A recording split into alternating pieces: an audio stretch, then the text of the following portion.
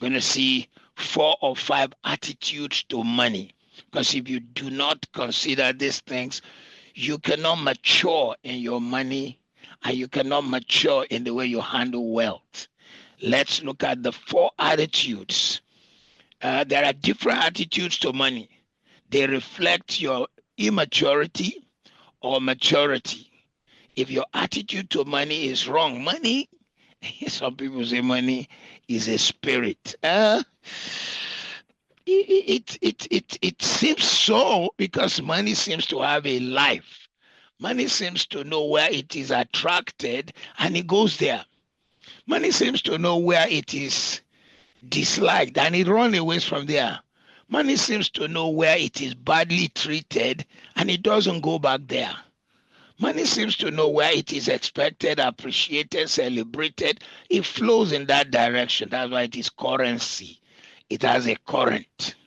So, what are the things that can be the attitude that makes a person stay in the bottom 80-90%? Number one immature attitude is if you are a money avoider. Who are money avoiders? They see money in a negative light. I'm sure you've met one uncle, one aunt, or somebody who tries to sound spiritual in the church you worship, who say, I don't care about money. In fact, they twist the Bible and say, the love of money. And they say, money is the root of all evil. No. The Bible says the love of it. The Bible tells us thou shalt love the Lord thy God with all your heart, with all your soul, with all your mind. All your love should be to the Lord and your loved ones. You should use money, but you should not love it. But then these people will now say, money is the root of all evil.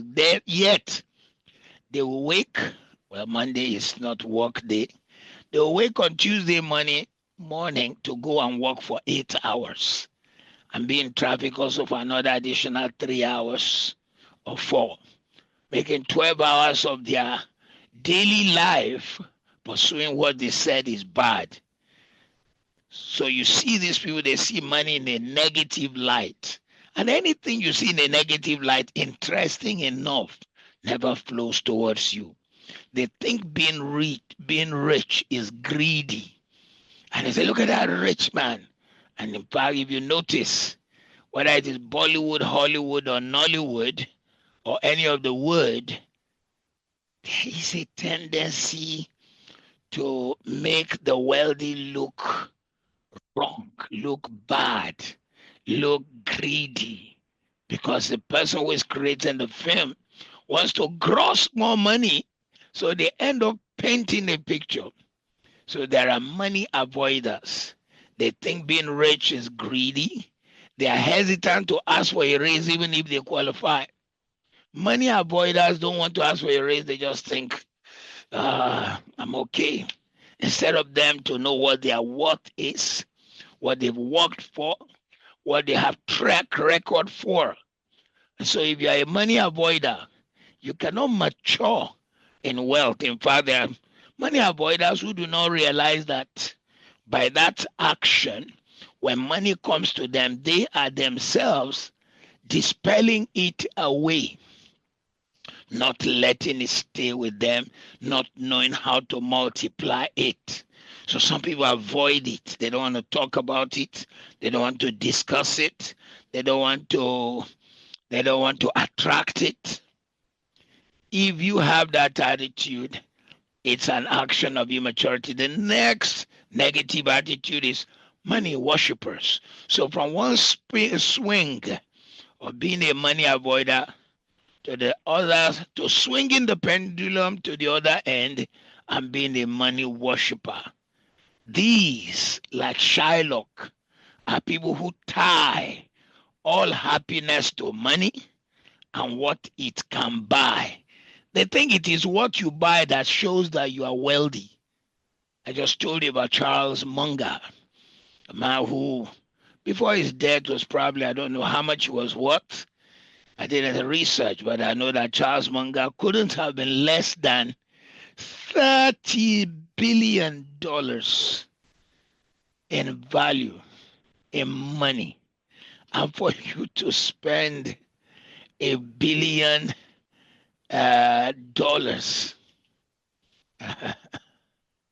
for you to spend $1 billion is very difficult. $1,000 in 1,000 place is what makes a million. Is what makes just 1 million. Now, when you now have $1,000 in one, if you now have $1 million in 1,000 place, holy God, you will need 1,000 years at $1 million a day to spend $1 billion. Now you imagine if the man had $30 billion, that is Charles Munger, he will have needed, who knows, 30,000 years to spend it. But this person chose to make money serve him. So money worshippers tie their happiness to money, and this is sometimes characterized by an overconsumption, which leads to overspending and which leads to debt. When you see some of them, you could just tell that they think it will not finish. When I think of such a person, with all due respect, I'm thinking of a boxer who's really very popular now. He has to buy every latest sports car that comes out.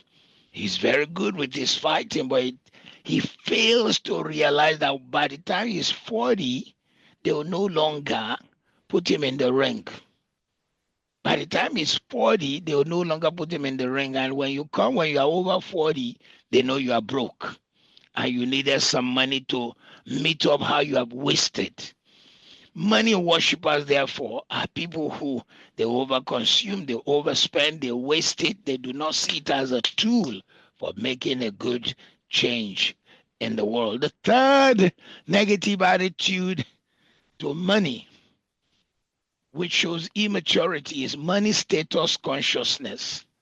Money status consciousness. People who flaunt what they have fall into this category. I used to have a friend many years ago. I just had to find a nice way to move away quietly from him and just see him as a nice brother whom I say hi and bye. Everyone he talks about them by way of how much they have compared to him, or when they had their money.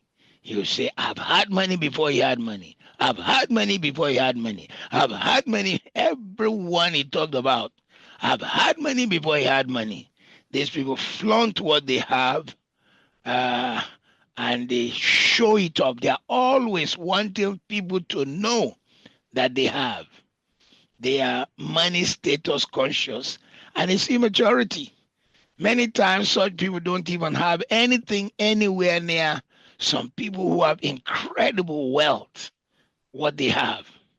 And it's all about also keeping up with the Joneses, wanting to look like the Joneses, wanting to dress like the Joneses, wanting to drive the car of the Joneses, wanting to fit in with the Joneses. And it gets people in trouble. It is money immaturity.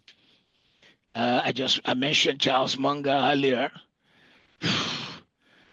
You would not even know if you met him in a typical place. He only has one staff in his house. It's just him. You wouldn't know he has that kind of money. These kind of people are stretching themselves to fit in every society. I remember one guy one time came to my father-in-law's burial. They had packed him somewhere, but he didn't like it. He needed his Rolls Royce parked near the entrance to the reception hall for my father-in-law's burial.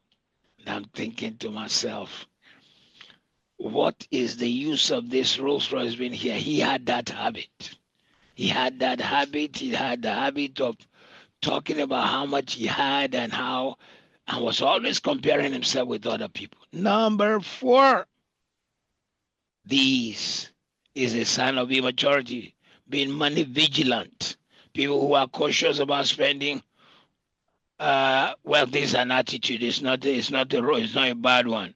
People who are cautious about spending, who are diligent with money.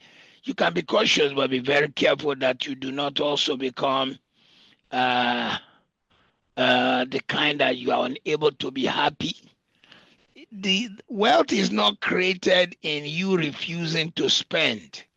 Wealth is created by you developing the lifestyle, the mindset that knows the value of the money in your hand and know when to use it to make a difference, to touch life, and to impact people. Not knowing or growing with funds could lead to stress, could lead to anxiety, and could lead to financial insecurity. There are too many people who are stressed.